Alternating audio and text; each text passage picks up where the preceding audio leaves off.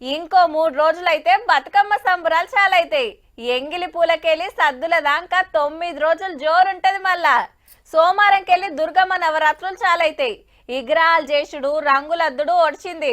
గల్లీలల్లా మండపాలు కట్టుడు నడుస్తుంది. అటు మండపంలో అమ్మవారికి పూజలు, ఇటు బతుకమ్మ సంబురాలు. ఆఖర్నాడు ట్యాంక్ బండ్ మీద ఇంకింత మురిపేముంటది. దానికి ఇంకా టైం ఉన్నది కానీ అస్సలు వార్త ఏందో చూడుండ్రి.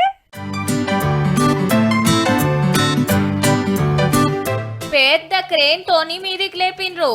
ఆవు ఖైరతాబాద్ బడా గణపతి విగ్రహమే. మట్టి మొత్తం కరిగి ఐరన్ మిగిలింది. హుస్సేన్ సాగర్ లా దేవుని నిమజ్జనం చేసిన 10 రోజులకు బయటికి తీసిండ్రు. 69 అడుగులు మరి. తయారు చేసేటప్పుడు ఐరన్ తోటి విగ్రహం రూపు ఎల్డింగ్ చేసి అటెనక జూట్ క్లాత్ వరిగడ్డి చుట్టి మట్టి తొన్ చేసుకుంటూ వచ్చిండ్రు. ఇక మొత్తం కరిగి ఉత్త స్టీల్ మిలిగింది. ఏం తక్కువ 20 టన్నులు ఉంటదట. గ్యాస్ కట్టర్లతోని కటింగ్ చేస్తున్నారు. వినాయకుని తయారు చేసినప్పుడు దాదాపు 20 మంది పనిచేశారు. ఇప్పుడు కూడా దాదాపు 20 మంది దాన్ని వినాయకుని డిస్పోజ్ చేయాలంటే కూడా 20 మంది వచ్చారు. మరి ఇదంతా ఏం చేస్తారు అంటారా? తుక్కు కిందేస్తారు.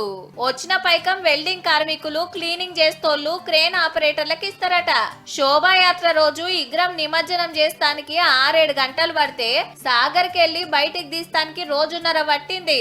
మల్లేడు మల్లెట్ల దర్శనం ఇస్తాడో మరి.